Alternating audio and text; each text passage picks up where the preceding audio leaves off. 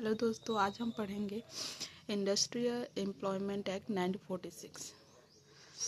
इसमें हम industrial employment में स्टैंडिंग ऑर्डर पढ़ेंगे। स्टैंडिंग ऑर्डर मतलब जो रूल रेगुलेशन बनाए जाते हैं वर्कर के लिए, उसके बारे में 1946 में।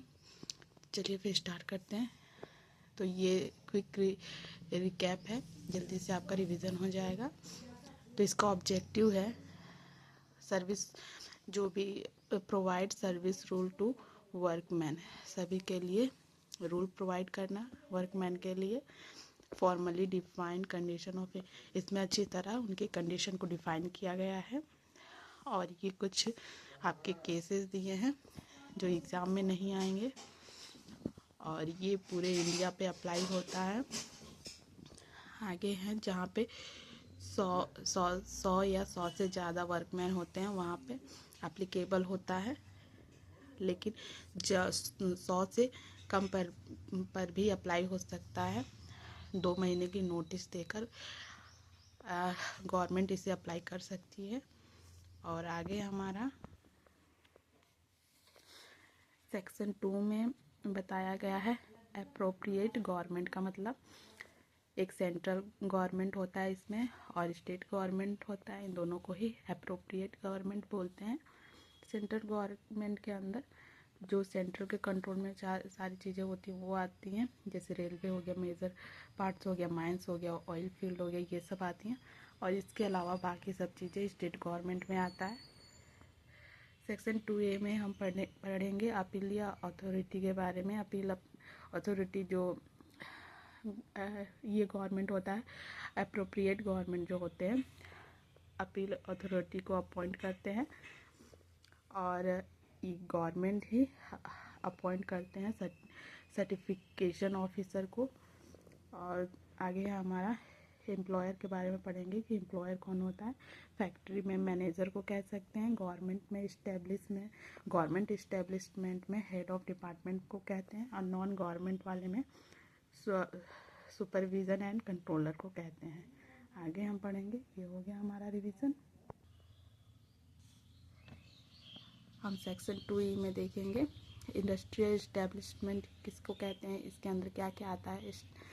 इस्टेब्लिशमेंट में ये सारी पेमेंट ऑफ वेजेस एक्ट 1936 भी इंक्लूड है, फैक्ट्री 1948 भी इंक्लूड है, और इंडियन रेलवे एक्ट 1890 भी इंक्लूड है।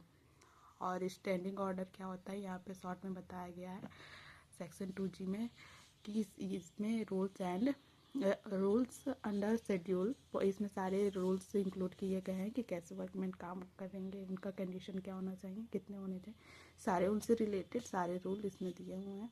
अगला है 2I में वेज एंड वर्कमैन। तो ये इसमें दिया हुआ है, उनके वेजेस और वर्कमैन से रिलेटेड 2I में दिया हुआ है। आगे चलते हैं। ये सबसे इम्पोर्टेंट है, अगर ये आप समझ गए तो आप इस चैप्टर को अच्छी तरह समझ सकते हैं। जैसे ये एम्प्लॉयर है, ये क्या करेगा, 5 कॉपी जो है जो ऑफिसर सर्टिफाइंग ऑफिसर को 6 मंथ के अंदर 5 कॉपी देगा। सर्टिफिकेशन ऑफिसर को 5 कॉपी देगा, जो भी रूल उसने बनाए हैं उसके 5 कॉपी सर्टिफिकेशन ऑफिसर को देगा।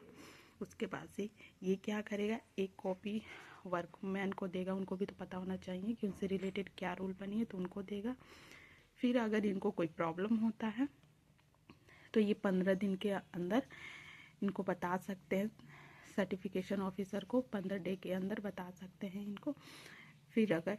फिर ये उसमें जो भी करेक्शन करना होगा या फिर जो भी प्रॉब्लम होगा वो ये क्या करेगा, 7 दिन के अंदर इन दोनों को एक एक कॉपी दे देगा। और उसके बाद से 7 दिन के अंदर इनको एक एक कॉपी दे देगा सर्टिफिकेशन ऑफिसर। और उसके बाद से ये 5 हो गया हमारा, छठा किधर दिया है। और फिर अगर कोई प्रॉब्लम होती है तो ये अगर कोई प्रॉब्लम होता है तो 30 दिन के अंदर ये लोग अपील कर सकते हैं ट्रिब्यूनल में।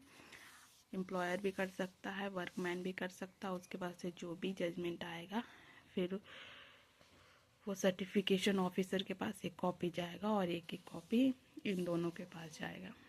इस तरह से ये सारा प्रोसेस होगा। बाकी इसमें देख सकते हैं सेक्शन 3, 4, 5, 6, 7 में क्या क्या दिया हुआ है वो बताया है। 6 में अपील कर सकते हैं, 7 में डेट ऑफ ऑपरेशन होता है, ऑफिस 5 में सर्टिफिकेशन होता है, फेयरनेस होता है, सबमिशन ऑफ ड्राफ्ट होता है, ये सब होता है। ये बस सेक्शन है, वैसे सेक्शन उतने नहीं आएंगे। मेन ये था याद करने के लिए, एक बार इसे रिवाइज कर लीजिएगा। और आगे हमारा दिया हुआ यहाँ पे ये भी इम्पोर्टेंट है हमारा सेक्शन 10A में सब्सिस्टेंस अलाउंस दिया हुआ है।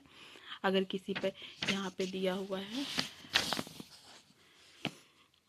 where workman is suspended by employer pending investigation or inquiry into complaint or charge of misconduct against him, the workman shall be paid subsistence allowance equal to 50। मतलब कि अगर workman को suspend किया गया है या उन पे इन्वेस्टिगेशन पेंडिंग है या इंक्वायरी वगैरह है, तो उनको अभी चल रहा है ऐसा कोई केस चल रहा है उन पर, तो 50% उनको दिया जाएगा उनके वेज का। और उसके बाद से उनको 90 डेज तक 90 दिनों तक 50% दिया जाएगा। उसके बाद से उनको 90 दिनों के बाद यहाँ पे दिया है 90 दिनों तक 50%, 90 दिनों के बाद 75% पे किया जाएगा। आगे है बस यहीं तक इम्पोर्टेंट था, इसमें कुछ खास दिया नहीं है। Order of labour court shall be final and binding. जो भी लेबर कोर्ट फैसला सुनाएगा वही फाइनल होगा, इसमें बस वही दिया है, बाकी कुछ नहीं है। और यहाँ पे ये फिनिश होता है, यहाँ से दूसरा चैप्टर है।